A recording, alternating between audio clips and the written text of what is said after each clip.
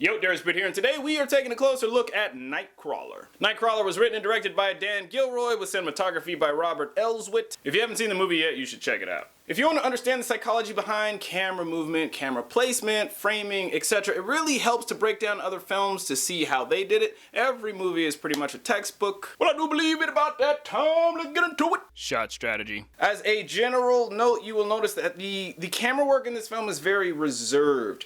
We don't have a lot of tracking shots. We don't have a lot of push-ins. We don't have a lot of showy, flashy shots in general. The camera, it mainly only really moves when it needs to. The film was shot in LA. Dan Gilroy said that he wanted to beautify LA, so he and his DP Robert Elswit agreed that they would shoot LA using wide-angle lenses and deep focus. The shots feel a little different than what you would normally see in a film shot in LA. You might also notice that there are no aerial shots of LA in this film. They didn't want them. Most films shot in LA or New York almost always have aerial shots. A New Hope. In this scene, Lou is watching a news report that contains footage from an accident that he saw two Nightcrawlers grab footage of earlier. Let's take a look at the shots. Now, dinner's complete. This shot says a lot about Lou's current state. First off, it feels cavernous and dimly lit. Lou is desperate for a job and things aren't going so great for him, so the tone seems appropriate. His positioning in the frame is interesting. He occupies one of the brightest parts of the frame, so our eyes will be naturally drawn to him, but he's definitely not the focus of the shot. He's kind of huddled up against the wall in a corner, almost like a creature with his back against the wall. Kind of desperate. We've got clashing color temperatures, which also add to the unsettling tone with this murky green and piss yellow tungsten lighting. This one shot communicates so much without even saying a word. Very eloquent. And that's the same for his coverage. High contrast lighting, dim, cavernous. The clashing colors are visually unsettling, almost Fight Club-esque. Lou's place was actually built on a soundstage, so they had complete control over the color choice, production design, etc. Near the beginning, the house feels cavernous and unwelcoming. It kind of reflects Lou's state of mind. He's down, he's not happy, he's desperate. As the movie progresses, the lighting changes. The more successful he gets, the brighter the lighting becomes. His house becomes more welcoming and not so foreboding because he's happier, he's successful. Bike thief. So Lou's about to steal a bike and pawn it for cash to get money for a camera. I like how they shot this scene.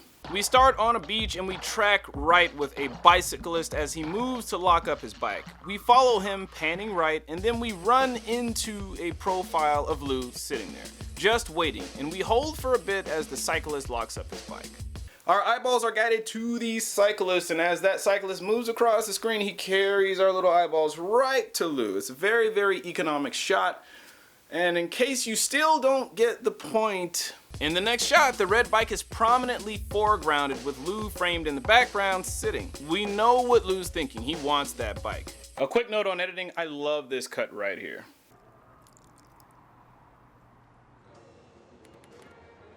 As Lou is watering his plant, our eye is naturally drawn to the motion, and it's one of the brightest parts of the frame. So we're already looking at the plant, then we cut to the first thing we see in the wide shot is Lou, because our eyes are already looking in that general area. I don't really know if they planned that out in the shot listing stage or if they just found that in the edit, but it's pretty cool. My passion. In this scene, Lou explains his newfound passion for night crawling to Nina. We get a nice monologue in one uninterrupted shot. Let's take a look. As Lou explains his passion to Nina, he moves closer to her and we slowly push in on him. By the time he says his most poignant points, we the audience are close enough to him to satisfy the dictates of a close-up shot. The blocking helps to keep the shot dynamic, and the camera movement also helps to keep the shot interesting. As well as something I happen to be good at. Later on, Lou asserts himself to Nina and we get another monologue. They use the same blocking strategy where Lou progressively gets closer and closer to Nina with each point that he makes, but we don't use a push-in on that one. At the tail end of this scene, Lou takes a seat at the anchor's desk and we get this shot.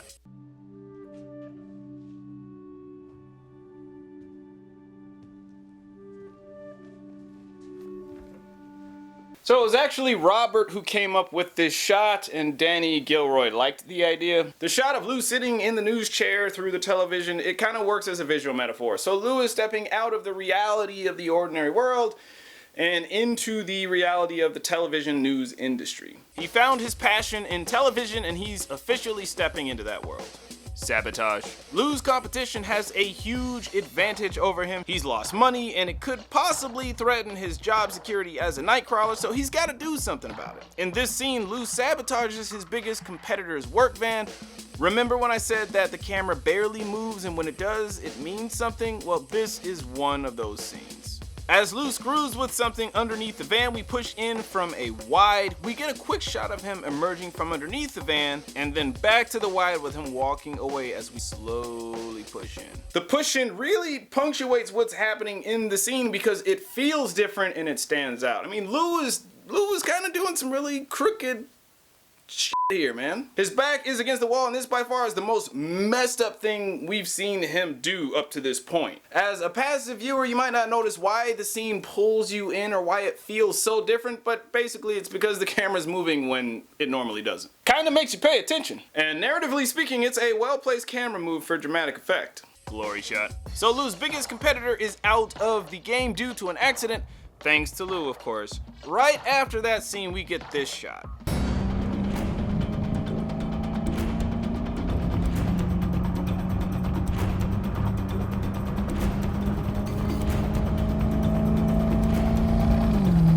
What's really interesting about this shot is it completely goes against the film's visual vocabulary. Up to this point, we have not seen any kind of flashy type shot like this at all, so needless to say, this shot, it calls attention to itself. If you contextualize the shot based off of what's happening in the story at that moment, it almost reads like a visual celebration. Kind of a moment to take in the victory and bask in the glory of it all. Lou's just removed the biggest competitive thorn in his side, a thorn that could have put him out of business moving forward. When Nina introduces Lou to the news anchors, we get this slow-moving dolly shot. Amazing stuff, huh? That was my company, Video Production News. Great job. I would just like to say, Again, the shot stands out as there aren't very many moving shots.